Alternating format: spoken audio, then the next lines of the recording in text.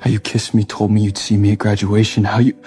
His voice broke. How you lied? I stared at him. I didn't lie. You said you loved me. At the pain he kept so carefully buried. At the boy I had walked away from because I loved him too much to let him burn his future down for mine. I did, I thought, dropping my gaze. I still do. The door crashed open. A tiny blur shot into the room and slammed straight into Julian's legs. No, Lily. Daddy! My frantic eyes flew to Julian. Are you my daddy? Why are you making my mommy cry?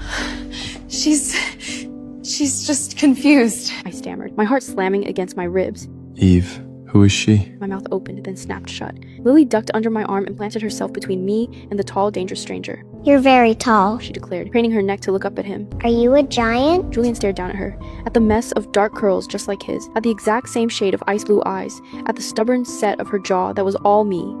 No, I'm not a giant. I play hockey. What's hockey? It's a sport. On ice. Like in Frozen? He swallowed hard. Yeah, something like that. You made my mommy cry. You should say you're sorry. I'm sorry. Eve, how old is she? 4. She's 4. The lie sat between us like a stone. 4, not 5. 1 year's difference.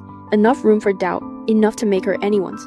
My Lily, my sweet fearless Lily, reached out and took Julian's hand.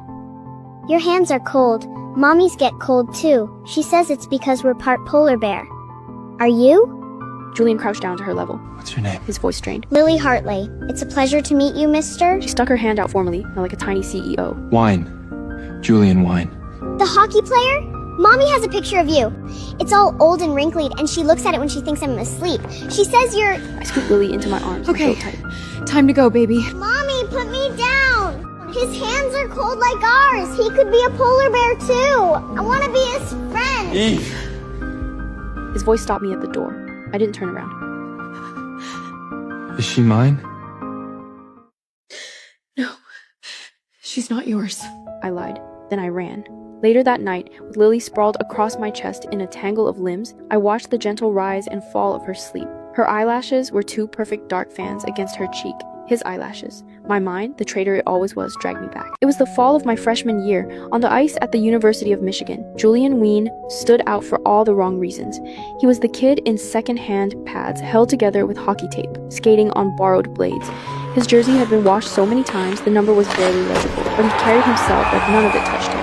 All sharp angles and coiled tension, like something waiting to strike. I loved the cold focus in his eyes, the hard line of his jaw that refused to yield to anyone. He was also drowning. His grandfather's medical bills were burying him alive, and the hockey scholarship he should have had was handed to a legacy kid whose family had the right coach on speed dial. I wanted to help him. Julian, I really like you. And I have money enough to help with your grandfather's medical bills. Let me help you, please.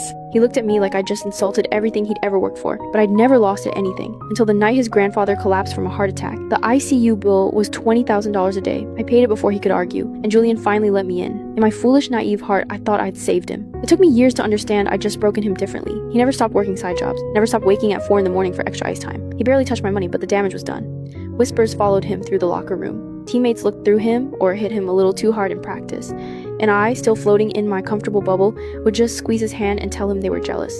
I never once saw the war he was fighting on his own. Then came senior year. My family collapsed. My father was indicted for fraud, and the government froze every asset we had. I couldn't cover my own tuition. I went from heiress to broke overnight, and I didn't tell Julian. I made a choice.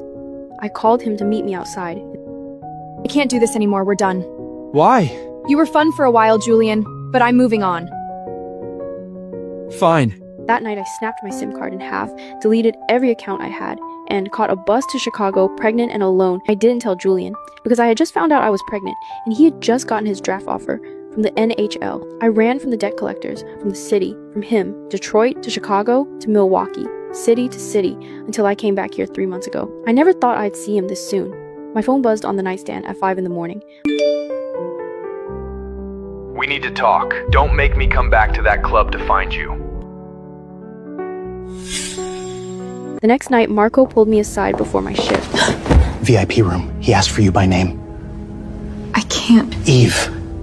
He bought a $20,000 bottle. He's not going anywhere. Just go. Julian was in the same booth alone, in a leather jacket that cost more than my month's rent. He was turning an empty glass slowly between his fingers. I have other tables. Sit down, Eve. I'm not leaving until we talk. Something in his voice made me sit on the very edge of the cushion, ready to run. Why did you leave? Were you really just done with me? That same predatory stillness he'd always had on the ice. 6 years hadn't thawed the Michigan winter in his eyes. Your number was disconnected. Every account gone. I even called the university's alumni officer. You really didn't want to be found. No, I wanted to scream. I was pregnant. I wasn't going to let you throw away the NHL for me, but I didn't. You always knew what I was like. I got bored. I moved on. That's who I am. I don't believe you. Suit yourself. Is Lily my daughter? It landed like a blindside check, and I felt it in my teeth. No. Don't lie to me, Eve. Not about this. She's not yours. Then whose is she? Someone steady you found after everything fell apart? Your fiancé, Ivan? Is that his name? Stop. How can I?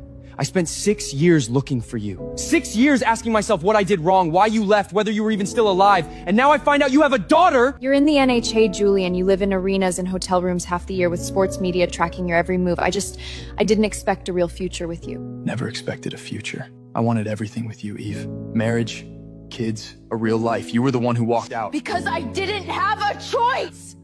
The words came out before I could stop them. Steadied myself. You already know what happened. My family collapsed. My father's in federal prison. The debts are still not settled. I had I would nothing have faced left. all of that with you. That's easy to say now. I'm saying it because it's true. Do you know why I signed with Detroit? 12 teams made offers. I had better money on the table from 4 of them. Better cities, better odds. Why do you think I came back here?